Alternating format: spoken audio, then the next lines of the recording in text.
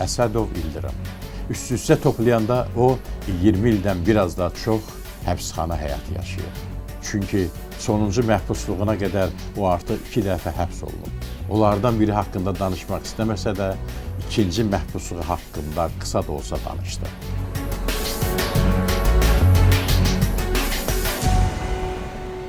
Bir nəfər var idi. Nəsə ondan sözüm düz gəlmədi, çəp gəldi. O həmin vaxtı deyəndə bıçaq söhbəti ilə bıçaqla birini vurdum, xəsarət etirdim ona. Onda da 6 il cəza aldım. Cəzamı çəkib çıxandan sonra çıxdım azadlığa, qovuşdum cəmiyyətə, işləyirdim. İşim də malyar idi, malyar işləyirdim. Sənətim qaynaqçı idi. Məsələn, qaynaqçı vaxtı olanda, lazım olanda qaynaqçı işləyirdim. Olmayan vaxtlarda malyar işləyirdim.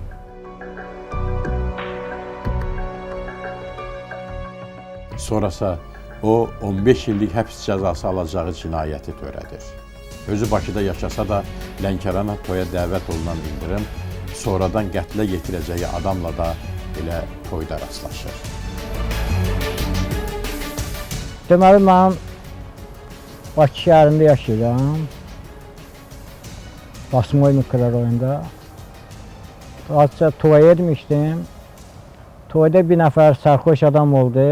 Bu sərxoş adamı da mənim deməli ata yurdum Lənkəranda olur. Bunu mən yol nazarına başa saldım ki, sərxoşsan, gəl gedək. Bunu apardım, qoydum evinə. Lənkərana apardınız yoxsa Bakıya? Yox, mən Lənkəranda toyda idim. Bunu apardım, qoydum, sonra bunların qapılarını döydüm. Çağırdım ki, bəs biraz pis də çıxmasın, üzü istəyirəm. Çağırdım bunun atasını, anasını zadım. Dedim, bu iti üzü bağlayın da, sərxoşdu gəlib cəmaata sataşır. Məsələn, bunlar durdular, bunu nəsə gördülər, piyanızatı, bunu saldılar evə. Sonra mən çıxıb getdim yenə toy məclisinə. Dostumun qardaşın toyu idi də, orada məni dəvət eləmişdilər. Sonra gördüm təzədən yenə də bu adam gəldi.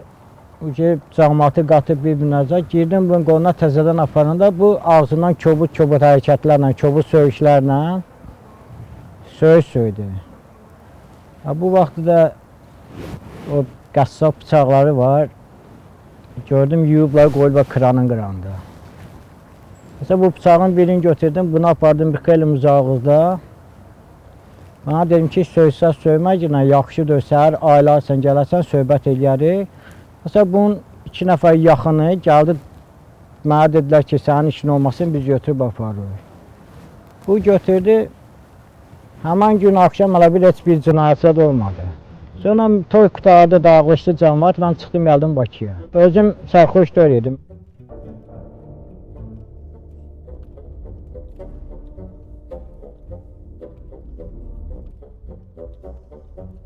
Bakıya qayıtdıqdan sonrasa ona telefon zəngi gəlir. Zəng edənsə yenə həmin adam olur. Sən demə, toyda baş verən hadisəni o hələ də unutmayıbmış. O toyda baş verənlərə təzədən aydınlıq gətirmək üçün onunla görüşmək istədiyini bildirir.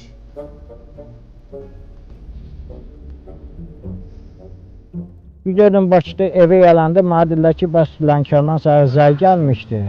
Deyir ki, bəs gələndən sonra bu nömrəyə zəng eləsin. Mən paktor həmin nömrəyə zəng elədim, o da qayıtdı mənə deyir ki, əgər kişisənsə, qeyrətin varsa, gəl, söhbətimizi davam edək. Mən də ona telefonda dedim ki, mən olan olub, keçən keçib, toyda sən kefli olmuşsan, mən ayıq olmuşam, mən sənlə kobud söz demişəm zət. Dedi, yox, gəl söhbət edək. Gəldim Lənkəranda, düşdüm, getdim evə, evdə mənə dedilər, bana gedib eləməkinə. Dedim, yox, mən orada daviyə etmirəm, şaviyə getmirəm, azca söhbət eləmək edirəm.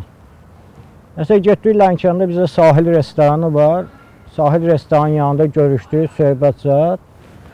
Bu qayıtdı ki, sən mənim anamı yerə gətirib qoyanda mənim anama kobud söyüşlər demişsən. Dedim, mən birinci, sənin anan qadındır. Mənim əgər şəxsiyyətim varsa, mənim mənliyim varsa, mən sənin anava nəyə söyməliyəm? Mənim sözüm varsa çağırıram sənə, sənin özü söyərəm. Bu dedi ki, yaxşı, mən gedərəm, maraqlanaram. Belə oldu, akşam çağır, mən özüm gəldim bunlara. Anasını çağırdım, dedim, ay gəlin, mən bunu gətirib sənə təhvili verəndə mən sənə söyməmişəm axı. Sən buna demirsən ki, bunu söymüsən, zaten belə söhbət olmuyor. Sən mənə söyməmsən, sən bir dənə adicə ağzından demirsən ki, gəl filan kəsi bağla günə. Həmin o adam əvvəl məhkum olub, o adam yoxsa? Yox, o adam əvvəllər məhkum olmayıb. Deməli, hansı ki, bizdə məhəllədən məhkum olan uşaqlar var, onların arasında olub, o uşaqlar da onu çağırıblar, başa çağırıblar ki, sən bununla baş-başa qoyma da, bunun axırı geçsin, amma o adam düzdür.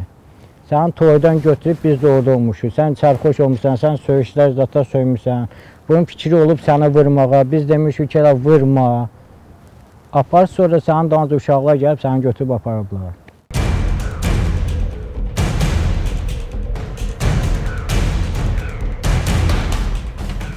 Tərəflərin növbəti görüşü isə qanlı ölümlə nəticələnir. Qarşı tərəfə artıq sözlə nə isə başa sala bilməyəcəyini düşünən İldırım onu qətlə yetirir.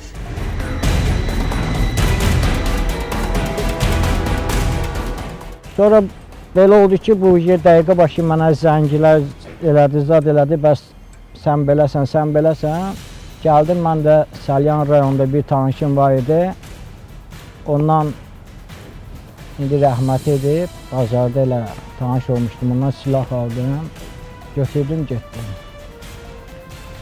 Getdim, gördüm ailəsi də oturub həyətdə, bir də bu özü də oturub, bir də atası da oturublar çörək yeyirlər. Silah yəni soyuq silah yoxsa? Odlu silah. Çağırdım bunu, dedim, dur gəl, söhbətimizi davam eləyək.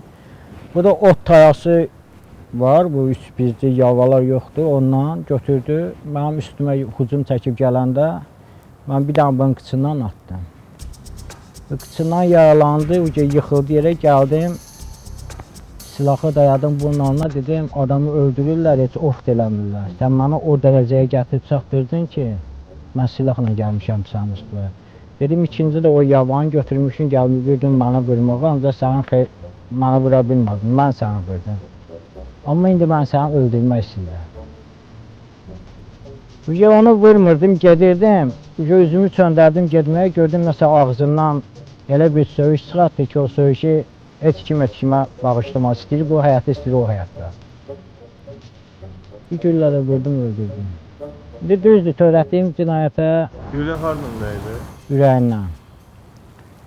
Törətdiyim cinayətə peşmanam. Peşmanam ona görə ki, çünki o insanı Allahları onu yaratmışdı. Onu mən yaratmamışdım. Allahları ona ömür vermişdim. Ona ömür verməmişdim. O Allaha da acıq edər.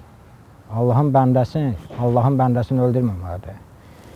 İndi cəzadır, çəkirik cəzamızı. İndi vaxt olar, Allahları özümüzə qapı açar, çıxarıq azadlığa. Cəmiyyət qarşısında özümüzü doğruldarıq.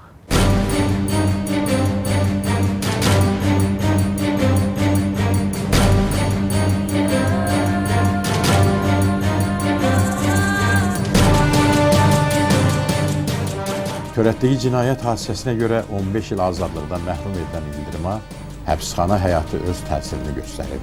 İndi o düşünür ki, ən çətin məqamda belə kiməsə əl qaldırmaq düzgün deyil.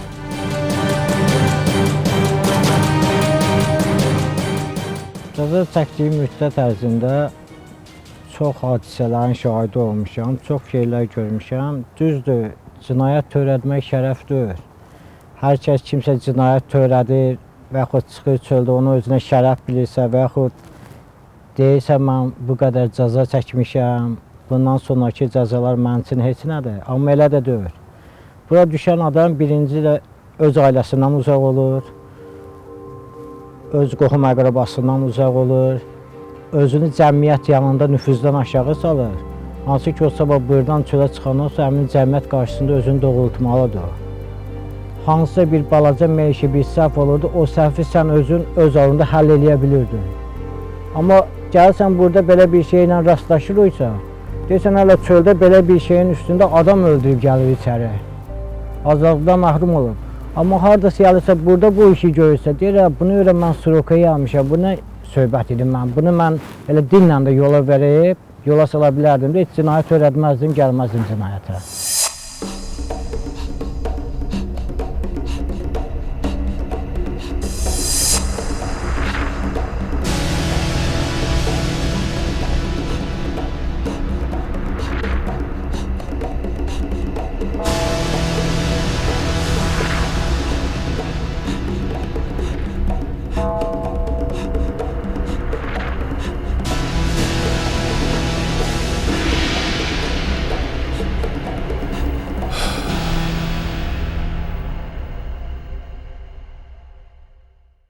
Düzdür, kişinin başına iş gələr, cinayət də törədə bilər, hansısa bir səbəbdən, hansısa bir mənəfi bir səhvi olar, həmin səhvlə də cəza çəkməyə azadlıqdan məhrum edilə bilər. Amma ki, öz ailəsinin yanında olmalıdır, öz ailəsinin, öz uşağın tərbiyə eləməlidir, qohum əqrəba yanında. İndi biz cəza almışıq, gəlmişik, burada cəza çəkirik. Sabah biz çölə çıxandan sonra gərək biz cəmiyyətə qarışaq. Cəmiyyət qarşısında özümüzü doğruldaq. Düzdür, mən dəfələrlə həbs olmuşam, cəza çəkmişəm, çıxmışam, təzədən yenə cinayət törədib çıxmışam. O mənim öz səhvlərim olub. O mənə kənardan kimsə qeyri, mənə deməyib ki, get cinayət törət günə, tutul günə.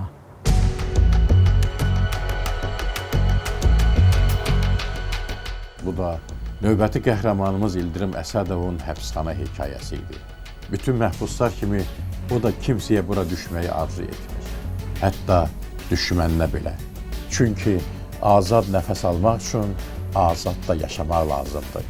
Məhz buna görə də hər hansı addım atarkən çalışın ki, talih hekayənizə həbsxana səhifələri yazılmasın.